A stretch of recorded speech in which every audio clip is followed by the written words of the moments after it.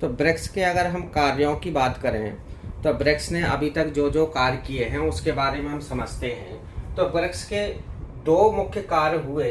कब? 2014 की बात है, जब ब्रिक्स का 6 शिखर सम्मेलन हुआ। कहाँ पर? फोर्टालोजा में हुआ। फोर्टालोजा कहाँ पर है? ये ब्राजील में है, फोर्टालोजा। वहाँ पर जब ब्रिक्स के दो कार्य मुख्य हुए 2014 की बात है।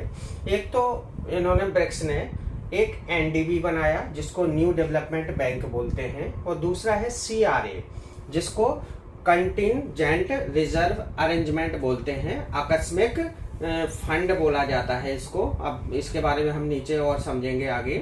तो ये 2014 की बात है। दो मुख्य कार्य ब्रिक्स के द्वारा किए गए, एक तो एनडीबी और दूसरा सीआरआर। अब भाई एनडीबी की बात अगर हम करें, न्यू डेवलपमेंट बैंक की बात करें, तो इसका जो विचार ब्रिक्स के देशों को आया वो 2012 की बात है। नई दिल्ली में शिखर सम्मेलन हुआ था, फोर्थ शिखर सम्मेलन नई दिल्ली की बात है। इसमें ब्रिक्स के सदस्य देशों ने कहा, एक विचार लाए, एक प्रस्ताव लाए। उसमें उन्होंने कहा कि भाई हम क्यों ना एक ऐसा बैंक बनाए जो अपने सदस्य देशों को, यानी ब्रिक्स के जो देश हैं, ब्रिक्स को, जो विकासशील देश हैं उनको, और जो अन्य उभरती हुई अर्थव्यवस्थाएं हैं उनको एक वित्त का एक फंड इकट्ठा कराएं। यानी जो रिजर्व है हमारे पास, या एक बैंक कहें या वित्त व्यवस्था कहें, एक ऐसा फंड हम बनाएं कि ये ब्रिक्स के देशों को भी मदद करे, जो उभरती हुई अर्थव्यवस्थाएं हैं उनको भी मदद करे, और जो विकासशील देश हैं उनको भी मदद करे। यानी इन तीनों का काम, एक ऐसा बैंक बनाएंगे कि इन तीनों का काम करे। और ये जो बैंक है, अब इसकी संकल्पना लाने का मतलब ये था कि जो अंतर्राष्ट्रीय और जो बैंक हैं उन पर हमारा दबाव या जो कहें निर्भरता वो कम होगी, और इन अर्थव्यवस्थाओं की भी निर्भरता उन पर कम होगी। और जो अंतर्राष्ट्रीय बैंक है, जो तरह तरह की संधि कहें या आप ये रणनीति कहें या आप ये कहें चेंजेस कहें, वो जबरदस्ती थोपते हैं। बैंक आपको अगर उनसे लोन लेना है तो उसके नाम पर आपको वो नई नई रणनीतियां या नई नई नीतियां थोपते हैं, उनको मानना ही पड़ता है, तब जाके आपको वो लोन मिलता है। तो क्यों ना हम ऐसे एक बैंक बनाएं जो हमारे लिए भी कार्य करे, और जो उभरते हुए अर्थव्यवस्थाएं हैं उनके लिए भी कार्य करे, और जो विकासशील देश हैं उनके लिए भी एक कार्य करे, यानी एक सेतु का कार्य करे। तो इसके लिए एनडीपी का विचार रखा गया। अब एनडीपी में विचार में क्या क्या बातें रखी गई? तो इसमें दो बातें रखी गई कि भाई ये जो बैंक है, एक तो बुनियादी ढांचा के लिए लोन देगा और दूसरा सतत विकास के लिए लोन देगा। अब बुनियादी ढांचा में क्या क्या होगा भाई? अगर देशों को अपने यहाँ शहरी विकास करना है, अवसंरचना में रेल, पुल, बिजली, विद्युत से रिलेटेड कोई चीजें बनानी है तो उसमें भी ये मदद करेगा। सिंचाई की सुविधाओं में भी मदद करेगा, और परिवहन यानी रेल व्यवस्था हो गई, या मेट्रो रेल हो गई, या बुलेट ट्रेन हो गई, या फिर आपकी विमानन हो गई यानी हवाई जहाज हो गई। तो ये सब परिवहन और भी परिवहन से संबंधित परियोजनाएं हैं, उनको चलाने के लिए अगर ऋण की जरूरत है, लोन की जरूरत है, तो ये एनडीबी प्रोवाइड करवाएगा।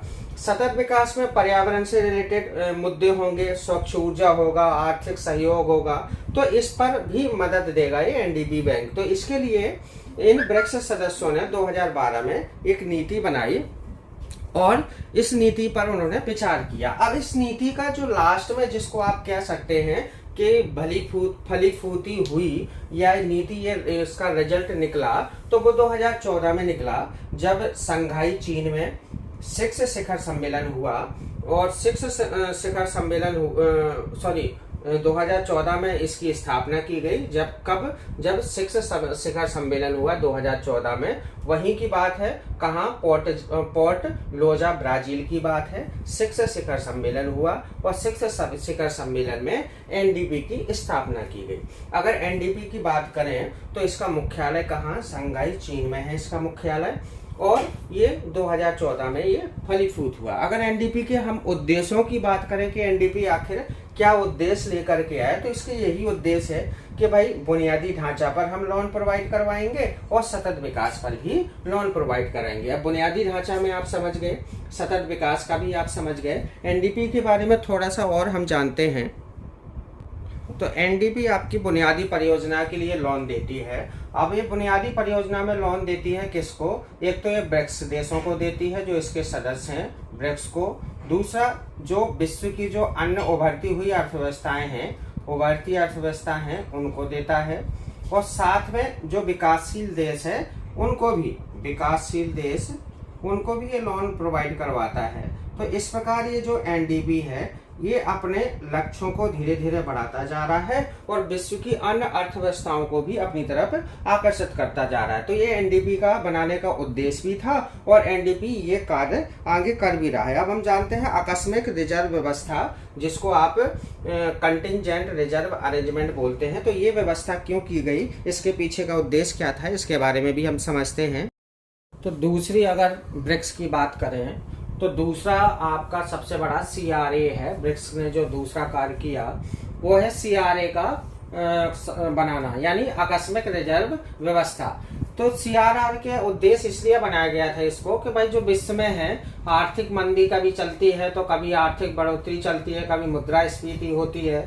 तो ये सभी चीजें, कभी कभी किसी वस्तु का दाम बढ़ जाता है तो कभी किसी वस्तु का दाम बढ़ जाता है। तो इन सभी चीजों को देखते हुए सीआरए का स्थापना की गई। ये वैश्विक तरलता दबाव के खिलाफ सुरक्षा प्रदान करेगा सदस्य देशों को कि वैश्विक तरलता दबाव जो होता है, कभी डॉलर का रेट ऊपर नीचे ये चलता रहता है, तो इससे एक सुरक्षा कवच बन जाएगा और जो सदस्य देश है उनमें स्थिरता आएगी। इसके लिए सीआरए का गठन किया गया। अब ये भी वही फोर्टालेजा में ब्राजील में 6 शिखर सम्मेलन 2014 में जो हुआ था उसमें ही इसका कार्य किया गया और इसकी स्थापना की गई। अगर इसकी बात करें, इसके कुछ उद्देश्य हैं। उद्देश्य के अलावा जिसको लक्ष्य आप कह सकते हैं या उद्देश्य कह सकते हैं, तो ये था कि भाई जो भुगतान संतुलन रहता है देशों का, जो टोटल भुगतान संतुलन एक साल में निकलता है, उसमें अगर उसमें कोई संकट आ रहा है तो संकट की स्थिति से कोई देश इन सदस्य देशों में से कोई गुजर रहा है तो भाई उस संकट की स्थिति को कम करना है।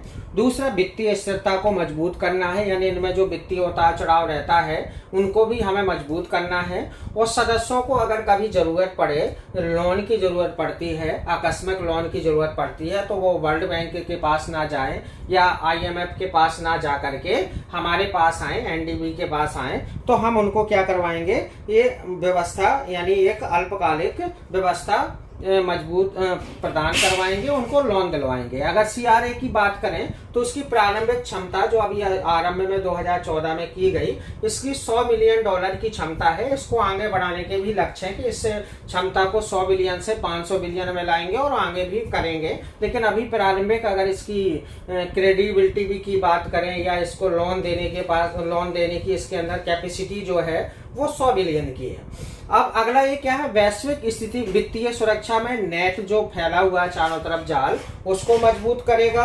और साथ में अगर अंतरराष्ट्रीय वित्तीय व्यवस्था जो है वो उसमें भी अगर उतार चढ़ाव आता है तो उसमें भी ये सहयोग करेगा। तो ये सीआरए का कंसेप्ट है, इसलिए सीआरए को 2014 में लाया गया। अब हम देखते हैं ब्रिक्स के सामने चुनौतियां क्या है और ब्रिक्स का भारत के लिए क्या महत्व है, ये इस पहलुओं पर हम चर्चा करते हैं और आगे बढ़ते हैं इसमें।